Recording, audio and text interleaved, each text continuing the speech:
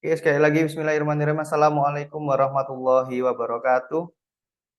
Waalaikumsalam warahmatullahi wabarakatuh. Alhamdulillahirrahmanirrahim. Bersyukur pada Allah Subhanahu wa Ta'ala atas berkat rahmatnya kita diizinkan untuk belajar di malam hari ini. Ini adalah suatu kenikmatan yang tidak bisa kita ingkari dan suatu kenikmatan yang mestinya kita syukuri, yaitu nikmat kesempatan. Karena banyak di antara kita itu ingin menjadi orang yang beruntung. Bahwasanya kalau kita ingin menjadi seorang yang beruntung, itu mestinya kita selalu menghargai nikmat kesempatan. Karena keberuntungan itu hanyalah kesempatan bertemu dengan kesiapan. Maka bagian dari kesiapan adalah selalu menghargai kesempatan itu. Alhamdulillah kita di sini akan belajar tentang negosiasi, sebuah skill yang sangat penting untuk kehidupan kita semua. Malam hari ini kita akan belajar bersama Coach Irham Hadi Pratama. Alhamdulillah beliau sudah berada di tengah-tengah kita. Beliau nanti akan menjelaskan ya apa itu negosiasi dan menjelaskan beberapa study case yang sudah beliau lalui. Alhamdulillah saya cukup kenal baik dengan beliau. Beliau termasuk guru saya. Saya bertemu dengan beliau sekitar 11 tahun yang lalu di tahun 2012 ya. Saya kenal sama beliau sebagai seorang pengusaha kuliner waktu itu. Beliau punya Spiku Kukus dan saya belajar banyak hal. Salah satu ilmu yang sangat berkesan di kehidupan saya dari beliau adalah tentang negosiasi. Saya dulu termasuk sebagai juga seorang karyawan di perusahaannya beliau. Nah, kali ini alhamdulillah kita bisa kerjasama. Mudah-mudahan teman-teman juga yang hari ini masih kerja, ikut siapapun, mudah-mudahan suatu hari bisa kerjasama dengan bosnya. Ini malam hari ini saya sedang bekerja sama dengan bos saya. Ya, alhamdulillah.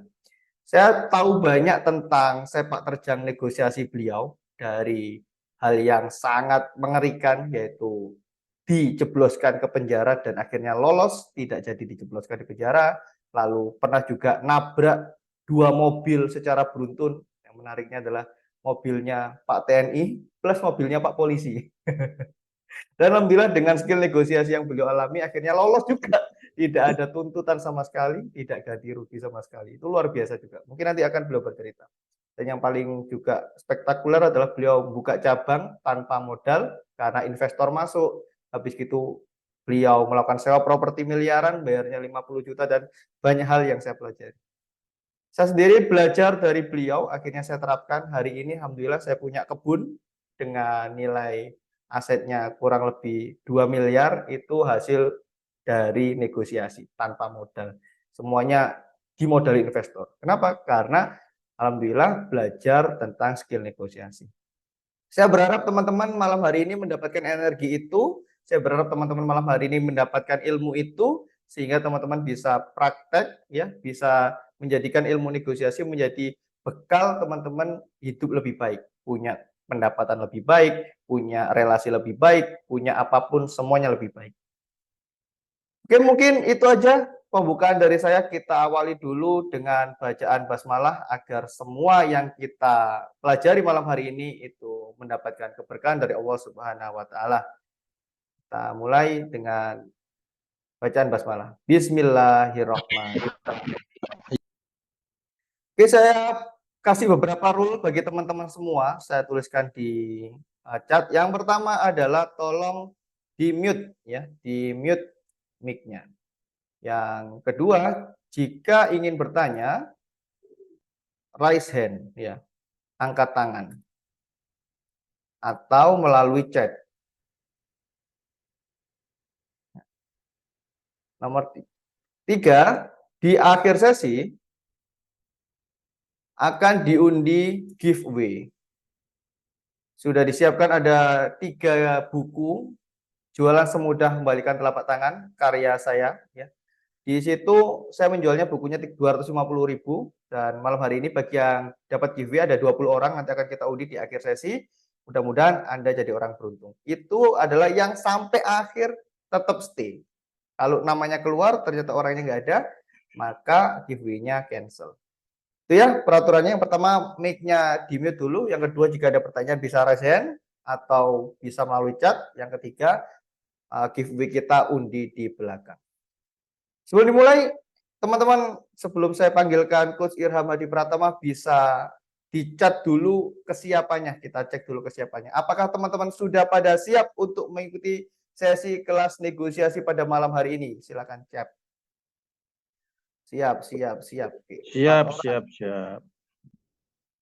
5 orang, 6 orang. Oke. Bisa dicat, chat total berapa orang yang siap nih? 7, 8, 9, 10, 11, 12, 13.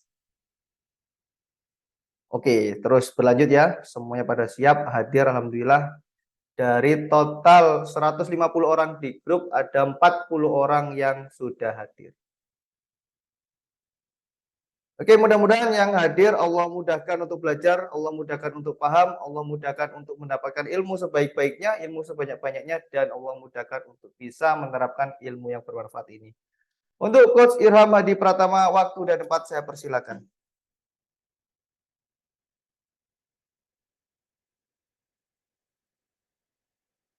Oke, suara saya keluar, teman-teman?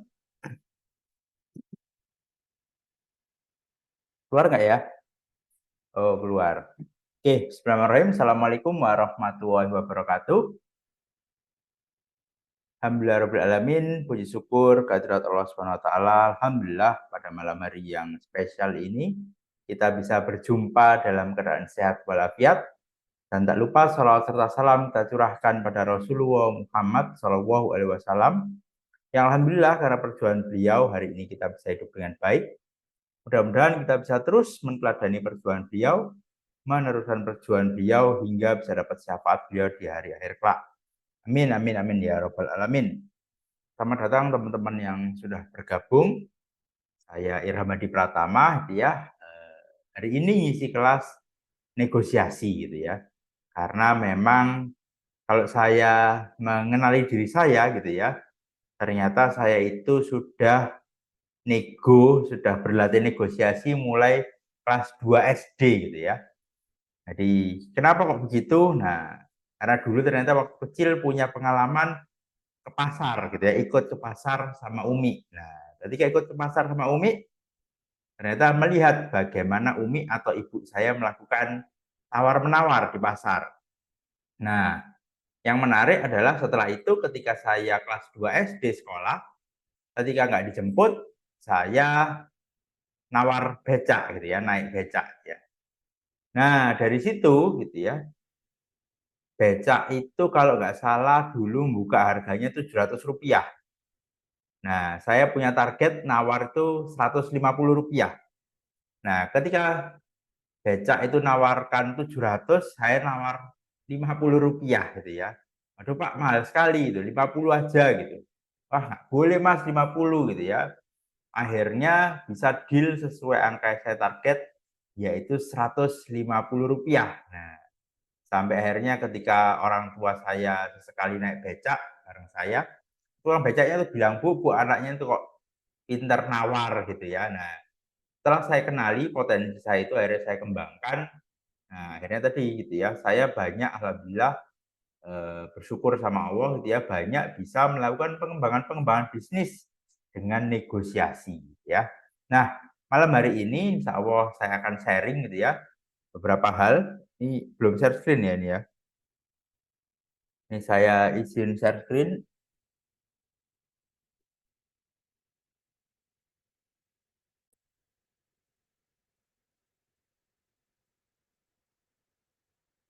Oke, share screen saya sudah keluar ya teman-teman ya.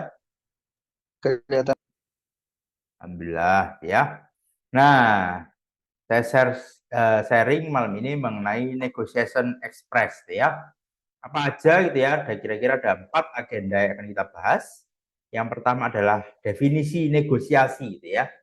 Nah, yang kedua adalah manfaat negosiasi.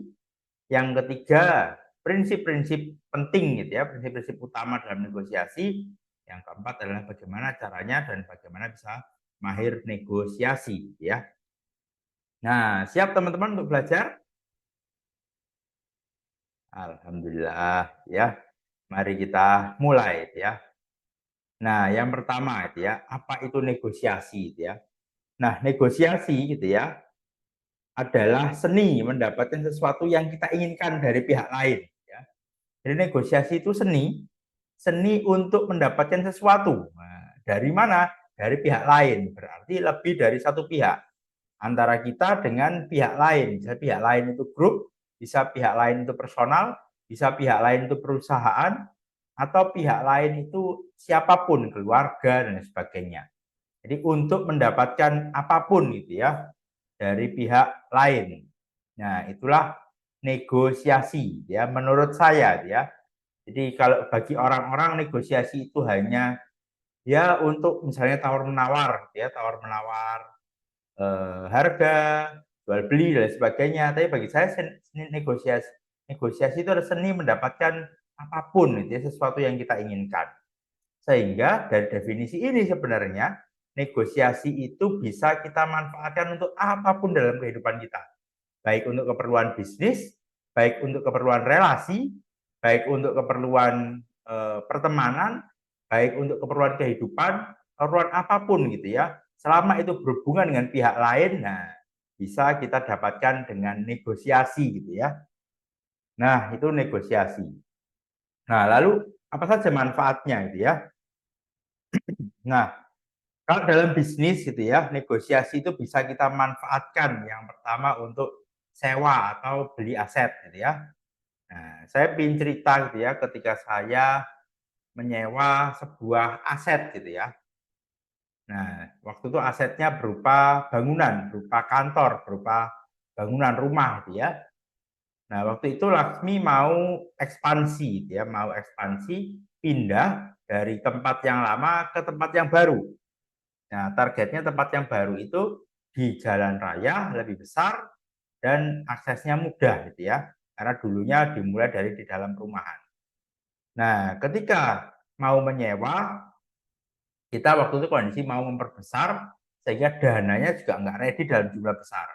Nah, tapi kita punya kebutuhan bagaimana kita bisa mendapatkan tempat yang sesuai kebutuhan. Nah, akhirnya nyari tempat ya. Setelah nyari tempat, dapat tempatnya. Nah, ketika dapat tempatnya, dananya nggak ada untuk akhirnya bayar penuh, maka terjadilah negosiasi. Waktu itu kita ada anggarannya sekitar 50 juta saja. Untuk aset yang kita sewa adalah seharga 1,35 M. Nah, bagaimana kita dengan uang 50 juta bisa menyewa 1,35 M ya. Nah, waktu itu awal-awal harganya per tahun itu sewanya 600 juta. Ketika 600 juta itu akhirnya saya, wah Bu nggak bisa kurang gitu. Oh iya, akhirnya dikasih harga 400 juta per tahun. Nah, karena saya tadi itu anggarannya terbatas gitu ya saat itu, akhirnya saya bilang, Bu, saya tawar ya gitu. Oh iya silahkan gitu. Nah, akhirnya saya tawar, dia nawarin 400 juta itu saya tawar 450 juta. Tuh, orangnya bilang, loh kok 450 juta? Iya, tapi saya adanya uangnya 50 juta dulu. Sehingga sisanya saya bayar bertahap. Nah, ini salah satu teknik ya dalam negosiasi namanya naikkan harga, turunkan syarat. Nah, kebutuhan saya adalah bagaimana syarat pembayarannya atau syarat fleksibel. Nah, dari situ saya menggunakan salah satu teknik negosiasi. Alhamdulillah waktu itu disetujui dan akhirnya bisa menyewa aset seharga 1,35 M dengan hanya saldo 50 juta di awal. Nah, jadi itu salah satu manfaat negosiasi. Bagaimana kita bisa menyewa atau membeli aset dengan sesuai kemampuan kita, ya. Nah, yang berikutnya adalah mendapatkan barang dari supplier, ya. Jadi bagi teman-teman yang mungkin mau pengembangan stok dan sebagainya, misalnya nggak ada dana atau seperti apa, nah, dengan negosiasi gitu ya, teman-teman juga bisa memungkinkan untuk mendapatkan stok dari supplier secara cuma-cuma, ya. Nah, itu manfaat yang kedua untuk mendapatkan barang dari supplier. Bahkan banyak teman saya dan termasuk saya pun juga pernah gitu ya, ditawari orang untuk bawa stoknya gitu ya tanpa deposit apapun gitu ya. Ya udah Mas bawa aja gitu. Nanti bayarnya belakangan. Nah, itu juga bisa kita lakukan dengan negosiasi gitu ya. Jadi kalau teman-teman bingung mau memulai bisnis misalnya, tapi bingung nggak ada modal. Nah, kalau teman-teman menguasai negosiasi, teman-teman nggak harus punya modal sebenarnya. Karena dengan negosiasi, justru modal itu bisa dititipkan oleh investor pada teman-teman, sehingga teman-teman bisa memulai bisnisnya. Nah, yang ketiga, untuk mendapatkan modal juga bisa itu ya. Di bisnis Laksmi pembukaan cabang di Malang itu, saya membuka cabang di Malang tanpa modal. Nah, jadi kondisi kita akhirnya, kita nggak ada alokasi untuk akhirnya buka cabang. Tapi ingin buka cabang, nah kita bisa buka cabang tanpa modal, menggunakan modal dari pihak luar. Nah, jadi kita sampaikan potensinya begini, kerjasamanya begini, mau nggak kalau akhirnya kita jadikan mitra, ya, kita jadikan partner yang nggak ngapa-ngapain, kita bilang waktu itu, tapi mendapatkan keuntungan sekian.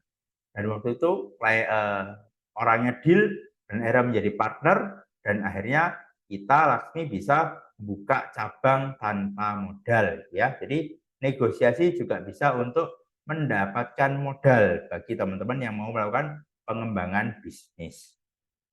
Nah, yang keempat gitu ya, bisa juga untuk mendapatkan bisnis baru gitu ya. Waktu itu kalau saya ceritanya adalah saya mau membeli gitu ya. Saya lagi cari passive income gitu ya, bisnis-bisnis yang mudah untuk dijalankan, yang sederhana. Kalau teman saya waktu itu punya bisnis gerobakan ya, jualannya adalah cireng gitu ya, cireng, cimol gitu ya. Nah, akhirnya saya tawarkan, saya waktu itu mau beli ceritanya ya. Waktu saya mau beli untuk passive income bagi saya, akhirnya dia malah nawarin, mau nggak gitu ya, sekalian kerjasama aja gitu ya. Nah, kerjasama membuat perusahaan pemasaran bisnis gitu ya. Jadi membuat perusahaan untuk memasarkan gerobak-gerobak tadi gitu ya, untuk orang yang membuka usaha. Nah, ternyata negosiasi juga bisa kita lakukan untuk kita mendapatkan bisnis-bisnis baru. Nah, jadi negosiasi itu manfaatnya luar biasa. Jadi kalau dari definisinya tadi, seni mendapatkan apapun yang kita inginkan dari pihak lain gitu ya. Kita ingin apapun gitu ya, bisa kita lakukan kalau kita menguasai negosiasi ya. Nah, bahkan kalau yang sekarang lagi tren gitu ya, untuk mendapatkan kekuasaan gitu ya, mendapatkan koalisi, nah itu juga dengan negosiasi gitu ya, mendapatkan kursi menteri dan sebagainya juga dengan negosiasi ya. Jadi negosiasi ini Masya Allah luar biasa manfaatnya. Nah, ini tadi saya ceritakan dia bagaimana akhirnya saya bisa membuka cabang baru gitu ya, tanpa modal dengan negosiasi. Manfaat yang berikutnya adalah bagaimana kita bisa membuka atau mengakuisisi atau mendapatkan market baru tanpa biaya. Nah, jadi misalnya ada teman yang punya bisnis. Bisnis kita misalnya jualan tas gitu ya. Tas untuk laki-laki. Misalnya kita punya database pelanggan 5.000 orang. Nah, kita bisnis itu kan salah satunya yang perlu dilakukan untuk akhirnya bertumbuh itu kan mendapatkan database baru, mendapatkan market baru. Nah, ketika kita ingin mendapatkan market baru, biasanya strategi yang dilakukan salah satunya adalah iklan gitu ya, apakah Facebook Ads, apakah Instagram Ads dan lain sebagainya. Nah, dengan negosiasi kita juga bisa mendapatkan market baru yang mana bisa ribuan database dengan gratis. Nah, caranya gimana gitu ya? Salah satu caranya adalah kita cari produk atau bisnis yang target marketnya sejenis dengan kita. Misalnya kita menjual tas, ya kita cari bisnis atau brand yang jualannya adalah kaos misalnya untuk laki-laki. Nah, marketnya sama tapi produknya berbeda. Kita bisa lobby, kita bisa negosiasi dengan pemiliknya atau dengan pengelolanya. Bagaimana kita bisa melakukan kerjasama yang mana itu diselenggarakan secara bersama-sama, yang mana disosialisasikan ke marketnya dia dan ke market kita. Sehingga misalnya dia punya 10.000 database, nah bisnis kita yang baru punya 5.000 bisa disebarkan informasi tentang bisnis kita kepada market baru yang jumlahnya 10.000 database. Nah, negosiasi juga bisa untuk membuka atau akuisisi atau mendapatkan market baru tanpa biaya. Bayangkan kalau iklan gitu ya, untuk akhirnya kita mendapatkan lead baru, 10.000 itu sudah berapa nilainya kan gitu. Biasanya teman-teman untuk mengakuisisi satu pelanggan, satu database itu bisa sampai 50.000 cost-nya kalau Facebook Ads gitu ya. Nah, kalau 10.000 kali 50.000 itu kan ketemunya angkanya 500 juta. Nah, kita nggak perlu ngeluarin 500 juta untuk akhirnya mendapatkan market baru. Dengan negosiasi gratis kita bisa akhirnya mendapatkan database 10.000 pelanggan baru gitu ya. Nah, itu yang ke-7 gitu ya. Oh, yang ke-6, mohon maaf ya. Yang ke-7 adalah bagaimana kita bisa mendapatkan lupa nih.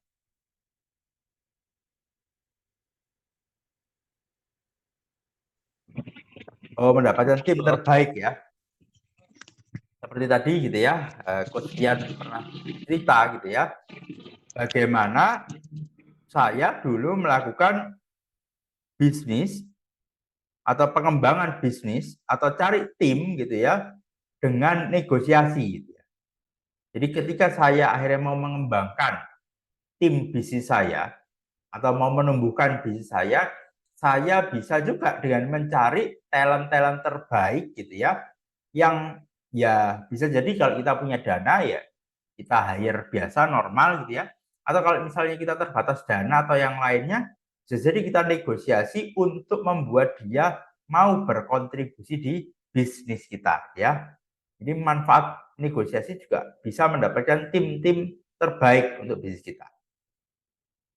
Nah, atau yang berikutnya adalah mendapatkan project gitu ya. Banyak sekali di luar sana gitu ya, misalnya proyek kontraktor dan sebagainya, developer. Nah, seringkali itu didapatkan melalui proses negosiasi, melalui proses lobby. Nah, bagaimana memenangkan proses lobby, proses negosiasi? Nah, ini juga bisa dilakukan melalui teknik-teknik negosiasi yang efektif sehingga kita bisa unggul gitu ya, bisa mendapatkan proyek yang kita harapkan. Nah, atau menyelesaikan konflik gitu ya. Tadi Coach Tian sempat cerita gitu ya bagaimana tahun 2017 gitu ya, saya pernah hampir masuk penjara gara-gara sebuah event yang diselenggarakan tapi eh, ada apa ya, gagal gitu ya dari sisi dekorasinya. Waktu itu akhirnya terancam mau dipenjara. Kenapa? Karena yang mantu itu orang nomor 2 di Dinas Koperasi Jawa Timur waktu itu. Jawa Timur atau Surabaya, saya lupa. Nah, dia itu sudah 13 kali dia pindah dinas. Nah, orangnya supel, luas, temennya banyak. Lala ketika akhirnya eventnya itu kita handle, ternyata pihak dekorasinya nggak memberikan apa ya, mendeliver produknya sesuai dengan yang diakatkan gitu ya. Nah, dari situ akhirnya komplain. Nah, komplainnya itu sampai waktu itu orangnya bilang ini walaupun diganti ratusan juta pun mungkin kita nggak akan terima kayak gitu ya. Nah, bahwa ancamannya adalah dipolisikan atau diproses secara hukum karena dianggap mempermalukan keluarga. Nah, bagaimana di situ akhirnya negosiasi juga berperan untuk menyelesaikan kondisi konflik tersebut dan alhamdulillah setelah itu alhamdulillah dia bersyukur sama Allah tidak jadi diproses secara hukum gitu ya dan bisa diselesaikan secara baik, secara damai dan yang luar biasanya juga biasanya orang itu kalau komplain itu kan setelah itu nggak puas sama perusahaan kita dan menjelekkan misalnya perusahaan kita. Nah, bagaimana waktu itu akhirnya klien ini tetap mereferensikan bisnis kita sehingga setelah itu dia tetap memberikan referensi kepada teman-temannya bahwa oh kamu kalau nikah pakai Laksmi gitu ya. Nah, sehingga bagaimana negosiasi ini juga bekerja menyelesaikan konflik sehingga yang hasilnya itu sebenarnya komplain pelanggan kecewa bisa dibuat kembali bahagia ya. Jadi negosiasi sangat bermanfaat untuk menyelesaikan konflik juga ya. Nah, ini ada prinsip-prinsip yang juga utama ya, penting dalam negosiasi teman-teman. Nah, yang pertama itu ya, prinsip negosiasi itu adalah negosiasi itu bagi kita yang sedang punya tujuan, sedang punya target, negosiasi itu intelektual, bukan emosional. Maksudnya apa gitu ya? Maksudnya kita itu harus melakukan proses negosiasi dengan sadar, dengan rileks, dengan santai. Jangan sampai kita itu terbawa emosi sehingga kita tidak bisa mengukur gitu ya apa yang mau kita capai dengan rileks gitu ya. Kenapa? Karena kalau kitanya yang emosional, waduh, aku pokoknya seneng. Akhirnya orang itu misalnya yang pemilik rumah misalnya nawarkan berapapun bisa jadi akhirnya kita yang beli gitu ya. Kita yang akhirnya beli karena kita yang terlanjur senang gitu ya. Nah, jadi kalau kita yang mau nego, kita yang mencari sesuatu, kita harus sadar secara intelektual.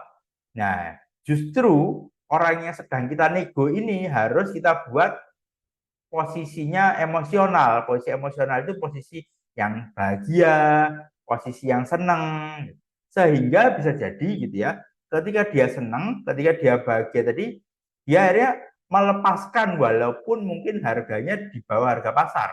Mungkin kita nawarnya di bawah harga pasar, tapi karena dianya itu sangat bahagia sekali, sangat senang sekali dengan kita, akhirnya dia ya nalarnya nggak terlalu bekerja gitu ya, tapi ya sudahlah mas gitu. Ya udah saya kasihkan. Padahal bisa jadi ditawar orang sebelumnya dengan harga yang sama bisa jadi nggak diterima. Nah, tapi kalau kita bisa membuat orang itu bergeraknya secara emosional dan kita yang tetap intelektual gitu ya, maka kita yang akhirnya bisa mendapatkan sesuai apa yang kita harapkan. Nah, jadi prinsip yang pertama adalah bagi kita negosiator, kita wajib intelektual gitu ya, wajib sadar gitu ya. Nah, yang berikutnya, mouse-nya hilang. Bentar ya, mouse-nya kok hilang. Nah, ya. Yang kedua adalah banyak mendengar gitu ya. Kenapa kok banyak mendengar gitu ya? Kita perlu tahu dalam negosiasi itu. Apa sih yang sebenarnya jadi keinginan? Misalnya kita mau nego, mau beli rumah misalnya ya. Mau beli ada aset yang mau kita beli untuk pengembangan bisnis misalnya. Ketika kita mau membeli aset, nah kita banyak mendengarkan, Bu, kenapa kok rumahnya dijual? Ya mas, saya itu sudah tua. Nah, saya itu sebelum meninggal, saya kepingin rumah ini saya jual, uangnya nanti bisa saya bagi ke anak-anak saya. Misalnya begitu. Oh iya, dulu dapatnya tahun berapa, Bu? Oh, dapatnya tahun sekian, Mas, tahun 90-an. Dulu itu saya dapat masih misalnya harga 300 juta, sekarang misalnya dijual 2M gitu ya, misalnya. Nah, ketika kita tahu, oh dulu harga 300 juta, sekarang 2M, tujuannya untuk bagi-bagi ke anaknya gitu. Nah, kita juga bisa mendengar anaknya berapa toh, Bu? Anak saya sekian. Nah, sebenarnya kepingin jenengan itu kepingin ngasih anaknya berapa? Oh, saya itu sebenarnya kepingin ngasih anaknya sekian. Oh, jadi kita tahu, oh angka berapa sih sebenarnya dia butuhkan, gitu ya. Nah, dari banyak mendengar itulah kita nantinya bisa merumuskan strategi negosiasi, strategi harga, mau kita tawar berapa sih, gitu ya. Dan yang kira-kira orangnya itu juga mau. Nah, termasuk cara negonya kita juga bisa menggunakan trigger dari apa yang dia inginkan. Misalnya, dia pinginnya itu untuk ngasih anaknya tadi. Terus kita juga nanya, Bu, sudah berapa lama rumah ini nggak terjual? Oh, sudah sekian tahun, Mas. Itu iya, ini nggak tahu kok nggak laku-laku. Nah, kalau kita tahu informasi bahwa oh sudah sekian tahun nggak laku-laku, itu bisa jadi senjata ya untuk nego. Kenapa?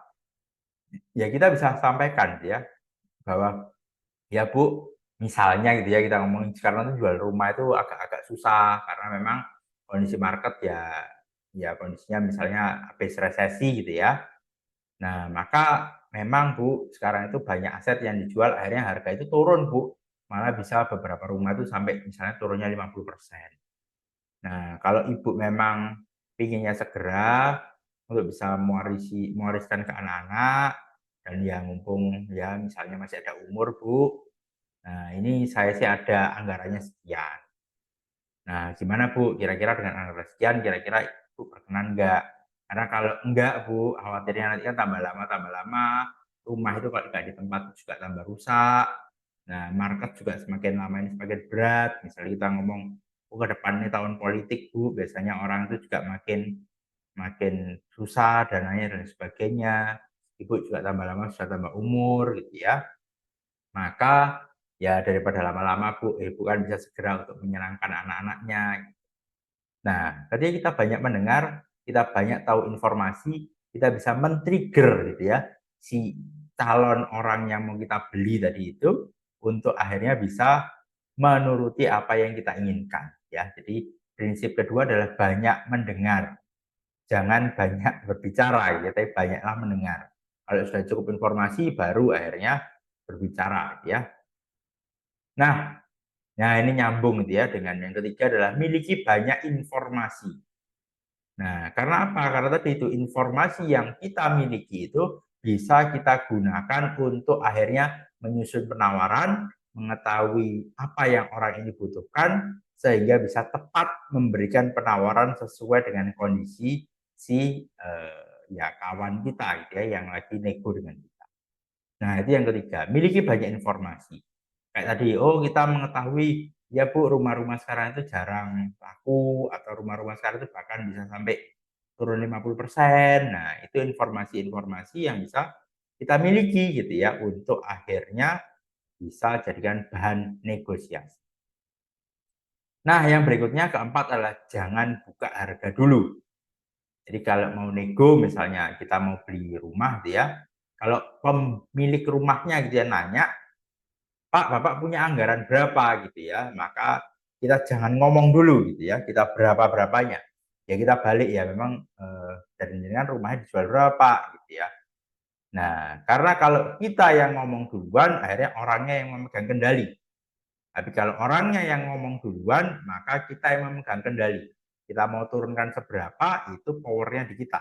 Tapi kalau kita yang buka harga duluan, orangnya tahu gitu ya, oh anggarannya sekian, ya sudah saya buka sekian biar bisa naik sekian. Nah, jadi jangan buka harga dulu ketika negosiasi. Yang keenam gitu ya, potong besar gitu ya. Potong besar itu tadi kalau saya cerita misalnya waktu saya kecil gitu ya. Ketika misalnya studi case-nya tadi nawar becak misalnya ya. Studi case-nya remeh tapi ini jadi ibroh besar gitu ya. Dia orangnya buka harga 700.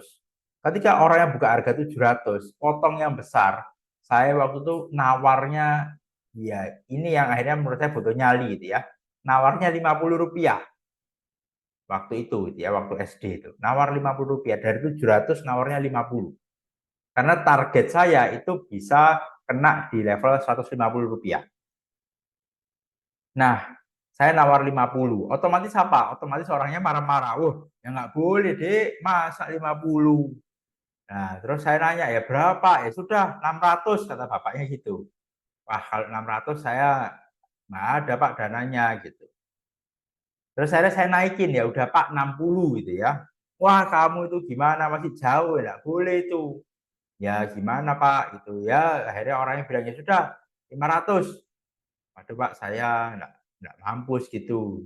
Ya sudah Pak, 75 saya bilang gitu. Waduh, masih nggak bisa, nggak bisa. Nah, akhirnya kadang-kadang saya tinggal gitu ya. Saya tinggal orangnya, ya wes 500 gitu misalnya. Waduh Pak, 500 tuh uang saya nggak cukup, saya bilang gitu. Ya sudah wes, ini saya kasih 90 gitu. Wah, nggak boleh gitu ya. Nah, akhirnya orangnya turun lagi dari 500 menjadi ya sudah 400. Waduh Pak, saya 400 juga nggak cukup. Ya udah sah 110 saya bilang gitu. Wah, ya cari yang lain aja gitu. Akhirnya saya cari yang lain juga. Cari yang lain, akhirnya ketika cari yang lain orangnya manggil lagi, Dek, wes 300. Waduh Pak, saya nggak ada gitu ya. Wes 130 wes terakhir. Gitu. Orangnya bilang, ya 200. Ya sudah Pak, tengah-tengah 150 saya bilang gitu. Nah, kalau masih nggak boleh gitu ya, biasanya saya tinggal ya sudah Pak. Kalau nggak boleh ya sudah nggak apa-apa, saya pulang. Saya pura-pura jalan. Nah, kalau akhirnya itu boleh, gitu biasanya dipanggil. Ya sudah sini gitu. Dan pernah juga saya akhirnya ketika sudah jalan, akhirnya orangnya buntuti dari belakangnya. Sudah Dek, 150 ya, iya Pak. Nah, ini adalah strateginya adalah potong besar. Jadi ketika orang nawarkan 700 itu saya ya nawarnya sampai 50 gitu ya. Nah, itu motongnya lumayan jauh besar banget. Kenapa? Karena saya punya targetnya di 150.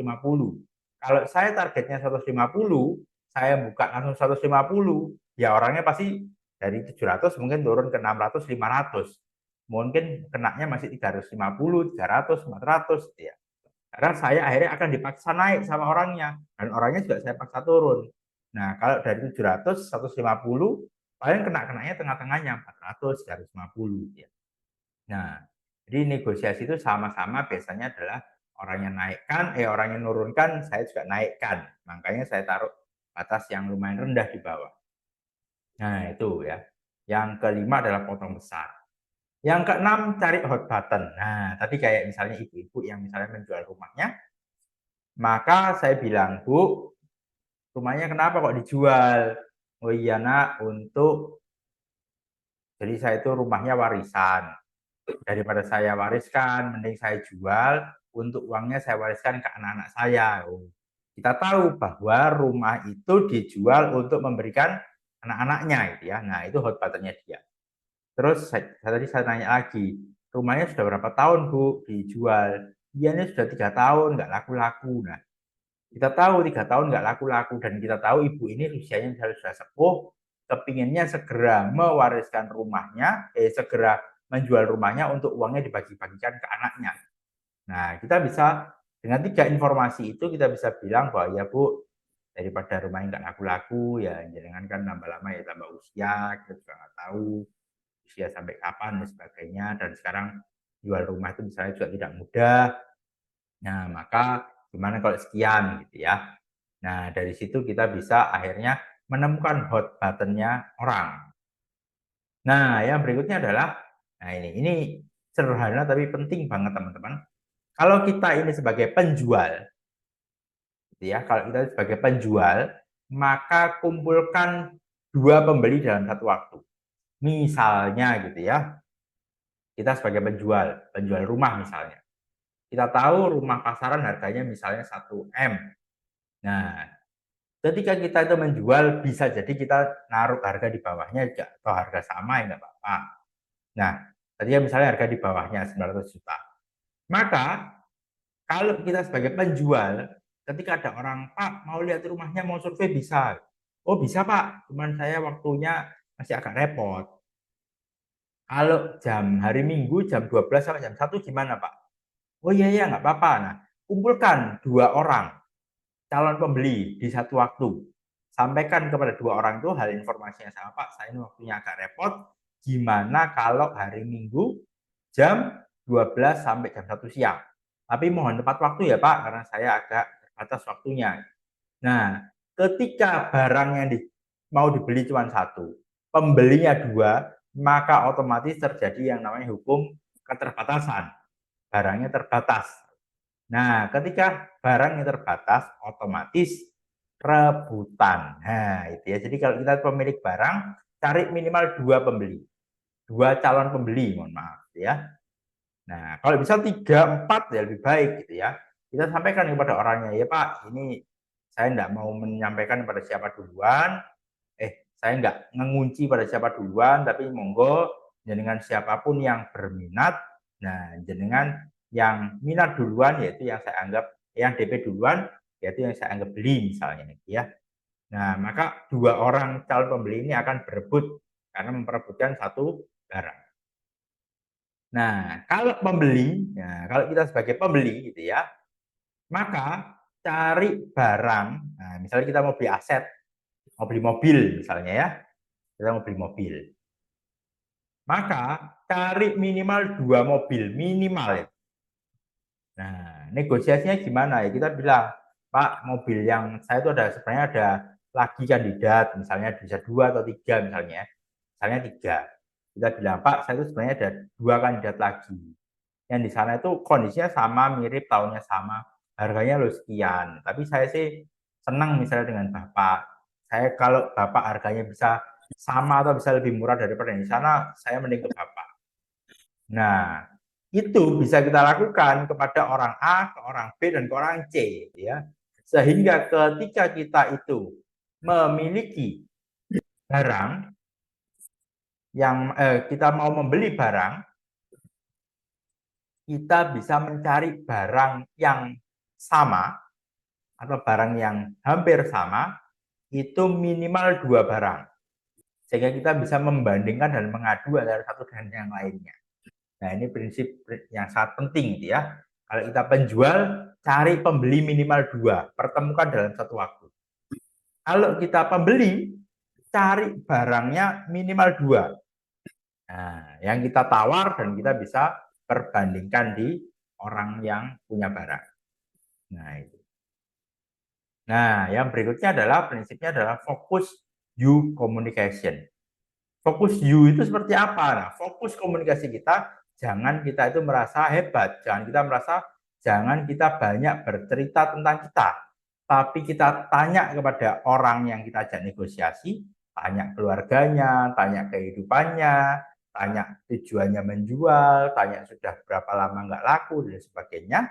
Sehingga dari situ kita tahu harapannya, kita bisa memuji orang itu, kita bisa mengapresiasi orang itu, sehingga orangnya tadi, kalau prinsip yang pertama kan kitanya harus intelektual, orangnya harus kita buat emosional.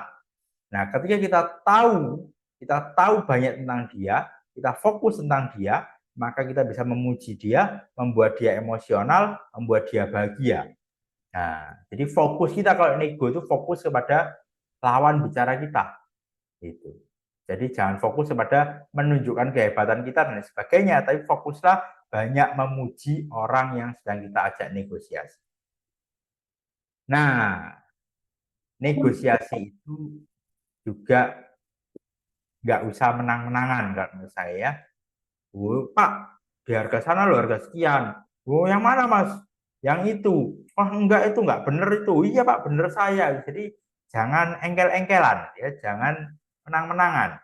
Karena yang menang bagi kita itu adalah goalnya adalah tujuan kita tercapai. Enggak perlu kita nampak hebat, enggak perlu kita akhirnya nampak bener-beneran, tapi yang perlu bagi kita adalah tujuan kita tercapai. Mau kita misalnya dianggap kalah sama dia, nah kan harganya bener aku gitu ya. Tapi bagi kita harga itu yang memang kita bidik ya, maka jadi yang menang ya kita atau dua-duanya yang menang ya. Nah, jadi negosiasi itu hilangkan ego, bukan menang-menangan. Nah, maka bagaimana caranya? Bagaimana bisa mahir negosiasi gitu ya? Sehingga kita atau teman-teman semuanya bisa mendapatkan tujuan-tujuan apa yang diinginkan, bisa itu membangun bisnis, bisa itu merekrut tim, bisa itu membeli aset, bisa itu mendapatkan stok, bisa itu mendapatkan modal. Nah, kita sambung di sesi yang akan datang ya. Mungkin itu dari saya, Coach Stian, untuk sesi yang pertama ini, sesi materinya. Silahkan kalau ada pertanyaan, silahkan raise hand dan kita diskusikan. Monggo, silahkan sesi tanya jawab.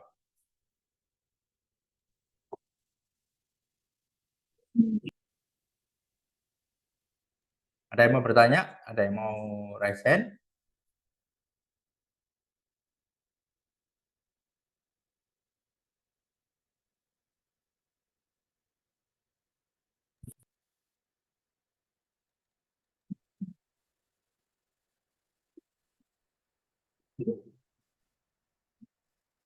Sesi yang selanjutnya nanti insya Allah akan dijelaskan oleh Coach Dian. Kalau menyelesaikan konflik, adakah pengalamannya? Mas Heri Susanto, alhamdulillah ada ya. Nah, saya mau jawab yang menyelesaikan konflik. Tahun 2017, saya menjalankan bisnis wedding service gitu ya. Wedding service saya waktu itu menghandle dari mulai baju sampai dekorasi. Nah, dekorasi, make up dan sebagainya, paketan wedding lah bahasanya itu ya. Kita pakai vendor gitu ya. Nah, ketika pakai vendor, ternyata vendornya overload. Nah, sehingga klien yang waktu itu kita tangani mendapatkan produk atau jasa dekorasinya tidak sesuai dengan yang diharapkan. Ya, dekornya nggak bagus, dekornya kotor, propertinya dan sebagainya.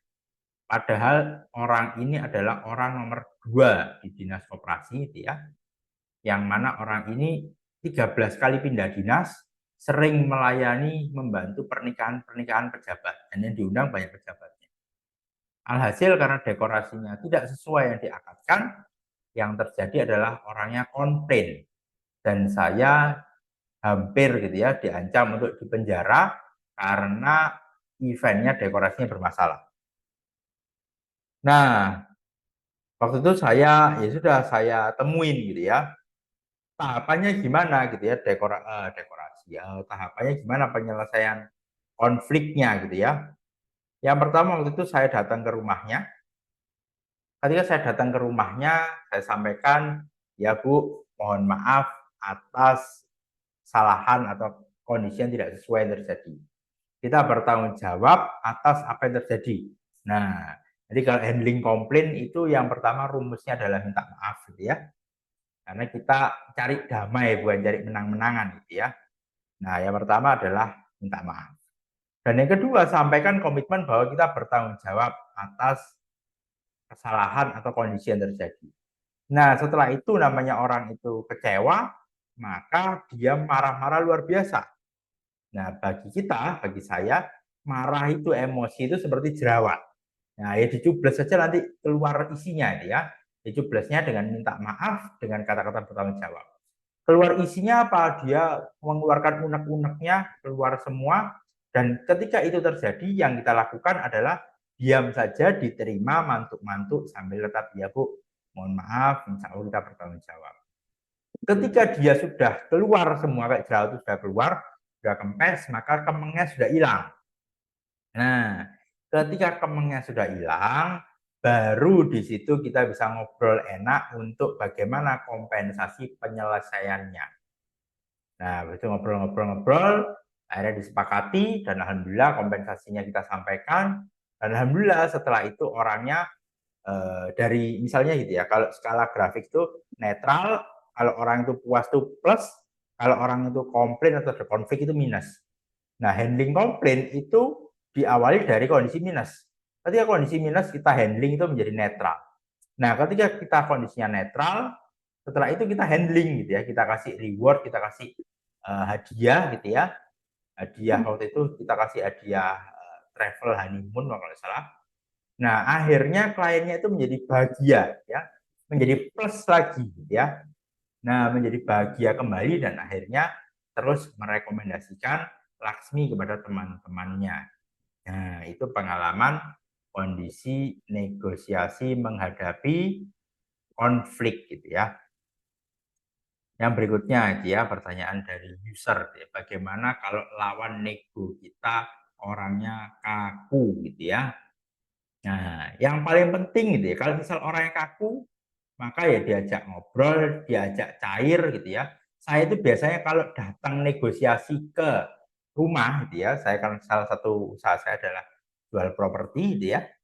Ketika saya datang mau kerjasama rumah gitu ya, jadi saya itu negosiasi kepada properti-properti yang tidak mau dijualkan gitu ya, jadi dijual tanpa perantara. Nah, justru yang saya datangi yang tanpa perantara itu. Karena biasanya yang tanpa perantara itu lama lakunya, nggak laku-laku. Nah, di situ saya punya power untuk akhirnya bantu jualkan. Dan ketika saya nawarkan, Bu, Pak, boleh saya bantu jualkan gitu ya. Biasanya orang jawabnya nggak boleh kan. Nah, maka bagaimana agar jawaban itu tidak terjadi? Ketika saya itu datang ke rumah orang itu, saya bawa hadiah gitu ya. Jadi hadiah itu juga membuat orang itu menjadi cair, menjadi rileks, menjadi sungkan gitu ya. Jadi ketika kita itu calon pembeli, datang pertama kali bawa hadiah, saya biasanya sih bawa hadiahnya itu pisang gitu ya. Kenapa pisang? Ya karena bagi saya pisang itu terkesan mewah gitu ya, pisang Cavendish itu terkesan mewah dan orang nggak ada pantangan gitu ya. Mungkin kalau yang gorengan dan sebagainya, jajan manis-manis ada pantangan. Tapi kalau buah relatif netral, nah dan harganya otomatis bagi saya nggak terlalu tinggi budgetnya gitu ya. Nah kita bawakan, kita berikan. Ketika kita berikan, biasanya akhirnya orangnya menjadi sungkan. Nah, ketika sungkan ya akhirnya bisa lebih cair. Nah, kalau masih kaku gimana? Ya, ngajak ngobrol yang jangan langsung kepada topiknya gitu ya. Ajak ngobrol sebagai manusia. Rumahnya di mana Pak? Dulu pengalamannya gimana bisa dapat rumah ini? Putra-putrinya berapa? Lalu dipuji. Ya, itu membuat orang menjadi respect, menjadi bersahabat dan berteman ya.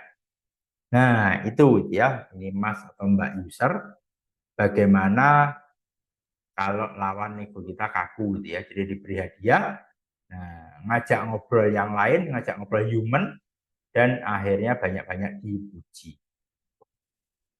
Nah, ini ada yang tanya, Fajar Daru, izin bertanya, apakah dulu pernah ada pengalaman gagal melakukan negosiasi? Alhamdulillah ada gitu ya. Bagi saya gagal dan sukses itu sepaket. Ketika kita ingin berhasil, ya biasanya juga ada gagalnya juga gitu ya. Kalau di marketing namanya ada game of number. Game of number itu kalau kita punya 10 prospek, yang dealing misalnya 3, nah yang 7 itu kan nggak berhasil. Gitu. Sehingga ya ketika kita punya prospek 10, enggak 10-10-nya berhasil. Sehingga mesti kita permainan angka ya. Kalau saya, jadi saya itu kalau lagi mau cari properti misalnya, kalau saya mencari properti satu, misalnya tadi saya cari satu yang harganya bisa saya atur sesuai harga yang saya inginkan misalnya. Nah, maka saya biasanya nyari 10 rumah yang saya cocok. Nah, nyari 10 rumah yang saya cocok, 3 yang saya pilih untuk akhirnya saya nego termin pembayarannya sesuai dengan yang saya harapkan. Nah, jadi game of number gitu ya lagi-lagi. Kalau kita kepin dealing satu gitu ya, cari alternatifnya yang banyak. Satu ditolak masih ada satunya, satu ditolak masih ada satunya. Gitu. Jadi gagal pernah, ya pasti pernah gitu ya. Karena bagi saya sendiri ya gagal sama berhasil itu ya satu paket gitu ya. Nah, itu Mas Fajar. Ini Mbak Ina kayaknya ya. Pertanyaan terakhir nih ya. Saya mau bertanya Pak, bagaimana cara mendapatkan modal dengan negosiasi? Kalau bisnisnya sudah ada, maka portofolio bisnis itu bisa dijadikan sebagai bahan untuk presentasi. Kalau bisnisnya belum ada, potensi bisnis itu bisa dijadikan bahan presentasi, disampaikan kepada calon investor. Nah, bagaimana? Ya membuat perencanaan, ini ada potensi bisnis A. Misalnya bisnis jual beli sepeda motor misalnya. Potensinya kulaknya harga sekian, jualnya sekian. Nah, ini butuh modal sekian. Kalau laku potensi untuknya sekian, kita bagi hasil sekian. Nah, kita tawarkan kepada orang yang punya modal, kita sampaikan bahwa mau nggak, kamu kan punya uang banyak, nganggur, daripada uangmu nganggur, misalnya deposito di bank 4% per tahun, ini tak kasih bagi hasil yang nilainya jauh lebih besar. Kalau kamu store uang 5 juta, bagi hasilnya sekian, dan itu nggak sampai setahun gitu ya. Nah, kita tawarkan sesuatu yang lebih menguntungkan daripada kondisi yang ada pada dirinya. Nah, kalau bisnisnya sudah ada tadi ya dengan track record kita sampaikan. Kalau belum ada ya proyeksinya seperti apa. Nah, mungkin itu ya. Tadi ada yang raise hand tadi cuman belum sempat terjawab. Sementara itu teman-teman saya kembalikan kepada Coach Ian. Terima kasih. Assalamualaikum warahmatullahi wabarakatuh.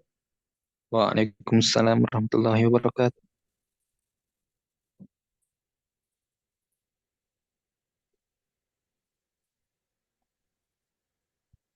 Oke, masih banyak pertanyaan yang belum terjawab ya teman-teman semua. Masih ada pertanyaan belum terjawab. Tadi yang belum terjawab pertanyaannya bisa diposting di grup, akan dibantu dijawab di grup. Saya mau tanya dulu pada malam hari ini, siapa yang mendapatkan manfaat atau ilmu baru atau hal baru atau insight baru dari materi malam hari ini? Bisa katakan saya di kolom chat. Alhamdulillah Mas Aris ya. Mudah-mudahan ilmunya bisa bermanfaat bagi Mas Aris. Ini kebetulan luar biasa pertanyaan teman-teman ini, pertanyaan yang sangat bagus-bagus sekali. Dan ini ada Mbak Ina tadi yang terakhir adalah nyari investor. Oke. Saya akan tambahin ya, saya mohon izin menambahkan. Saya tahun 2021 itu menggalang investasi di sebuah bisnis yang belum saya jalani. Ya, di sebuah bisnis yang belum saya jalani. Karena saya belum menjalaninya, maka saya banyak berdiskusi sama Coach Irham. Akhirnya jawabannya sama seperti yang diberikan ke Mbak Ina tadi. Jawabannya adalah berikan proyeksi yang masuk akal, yang menguntungkan bagi investor. Maka proyek ini adalah proyek ekspor tanaman. Tanamannya adalah tanaman, nanti bisa di searching ya. Tanamannya namanya Agave titanota FO76. Tanaman duri yang diekspor ke Jepang. Tanaman ini aslinya di Meksiko. Dari seluruh dunia itu hanya kurang lebih 10 negara saja yang membudidaya. Di daerah ASEAN ini hanya ada 2 negara yang budidaya. 2 negara ini adalah yang pertama Thailand, yang kedua Indonesia. Di Indonesia dari sekian banyak kota di Indonesia itu hanya ada 2 kota yang concern budidayanya. Yang pertama adalah Lembang, Jawa Barat, yang kedua adalah Kota Batu. Dari Kota Batu itu akhirnya kita belajar lalu kita mulai mengembangkan.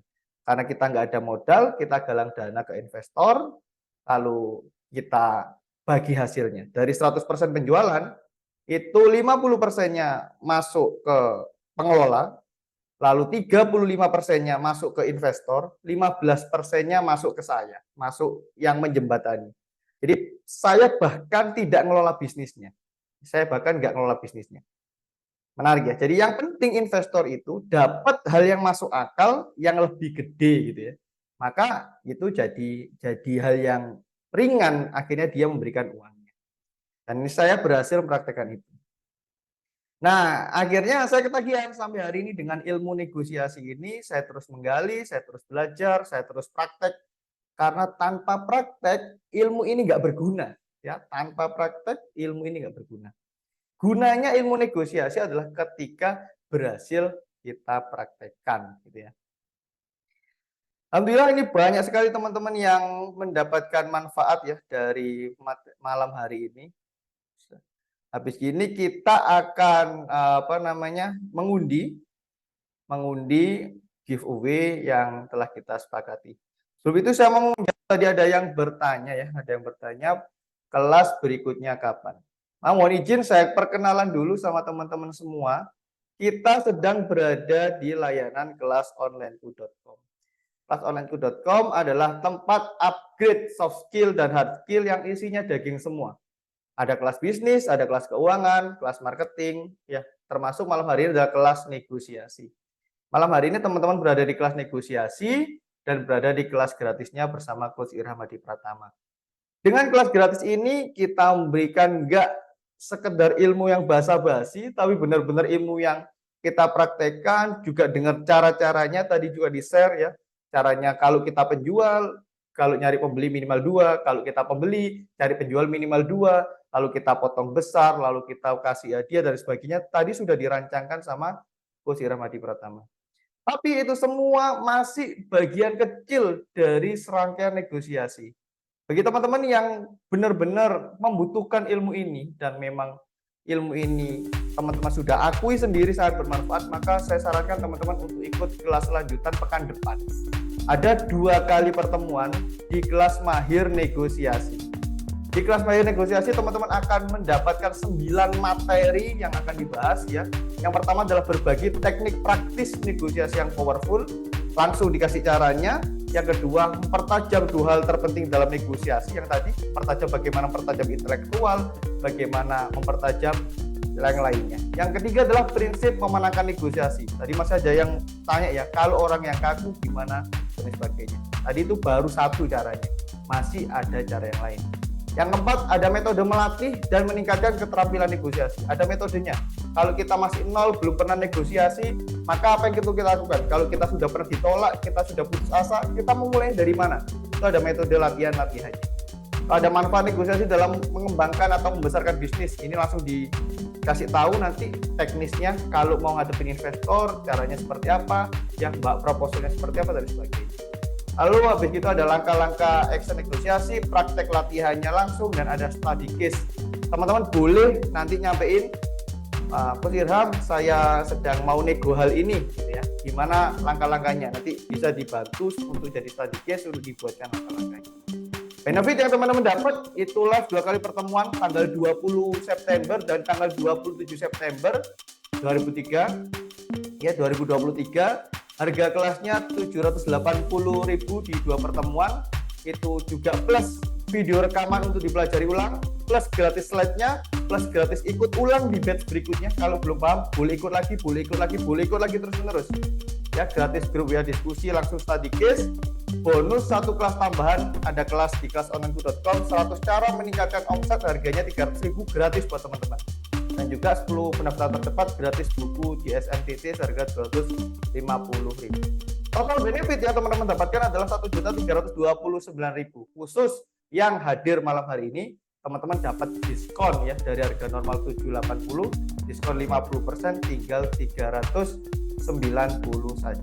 Jadi teman-teman pada malam hari ini bisa akses kelasonlineku.com ya. kelasonlineku.com /produk /mahir negosiasi. Teman-teman bisa akses di situ dan jangan lupa masukkan kode diskonnya.